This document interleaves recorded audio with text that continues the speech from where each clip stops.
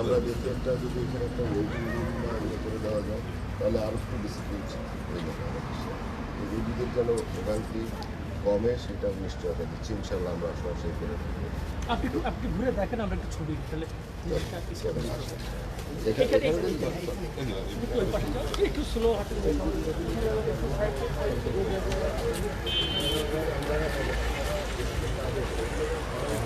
রুগী যারা তারা বসে দেখে রুগী কই গেল?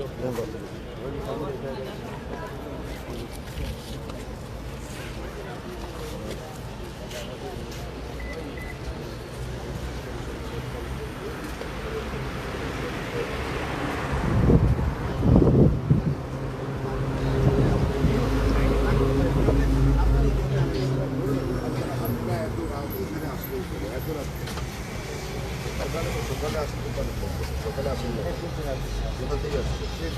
সিলেট।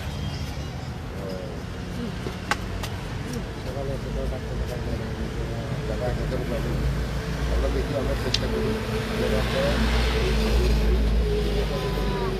আমরা চেষ্টা করি ইনশাআল্লাহ সরকারের তরফ থেকে আমরা এই ব্যবস্থাটা নিয়ে ইনশাআল্লাহ। সাথে বলে আমরা এই জায়গাটা দিয়ে দিলাম। আমরা এই অন্তত আমাদের এই ক্যাম্পাসটা পর্যন্ত আমরা দিয়ে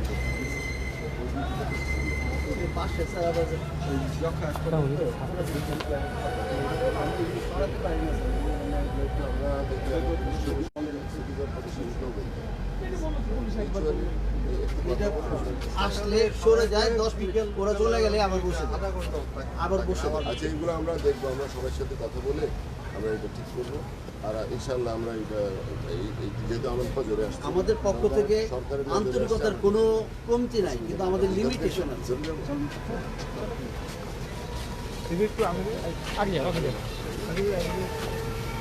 এই রোগী যারা তারা এখানে বসেন, আমি আসতেছি।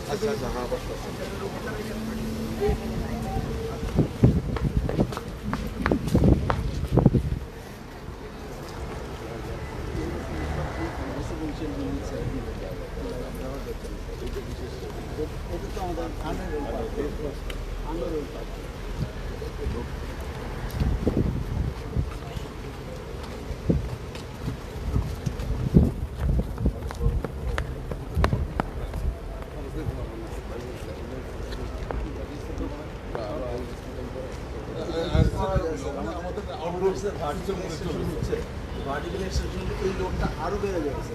উপরের দিকে না দিয়ে সাইডে আমরা দুটো বিল্ডিং করতে পারতাম, তাহলে মনে হচ্ছে বেশি ভালো হতো। যে একটা বিল্ডিং হসপিটাল তো স্যার 250 বেডের, কিন্তু রুগী আছে স্যার প্রতিদিন 3500 এর। ওকে ওকে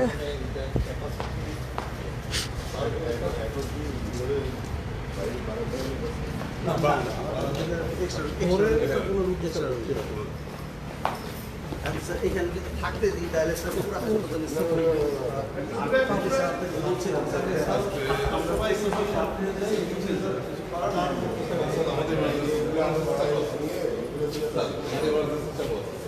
ইমার্জেন্সি ডাক্তার আছে, আমরা সব ডাক্তার আছে। আজকে স্যার 3টার পরে আমাদের 5টা অপারেশন ইমার্জেন্সি থাকে আমাদের উপরে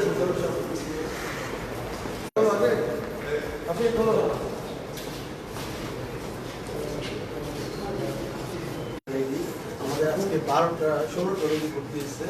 আমাদের 3টা ছেলে চোখে ইনফেকশন নিয়ে আসছে, ওদের চোখে আমরা ইঞ্জেকশন দিচ্ছি। আর 5টা রোগীর অপারেশন হয়ে গেছে, আর বাকিগুলি কালকে হবে। আজ থেকে গুলো আসতেছে, কালকে হবে কিছু জিএপিএস মানে জেনারেল অ্যানেস্থেসিয়া দিয়ে এইগুলো প্রিপারেশন লাগে। আমরা সব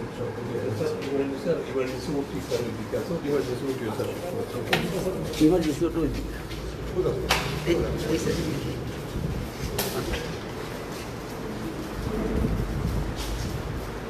বাইরে থেকে মনে হয় যে আমরা কিছু করি, বুঝতে পারি মেইন ওয়ার্ড ইমার্জেন্সি এগুলা ইমার্জেন্সি যারা আসছে। আর এটা স্যার ইমার্জেন্সি, এটা হলো ফিমেল ওয়ার্ড।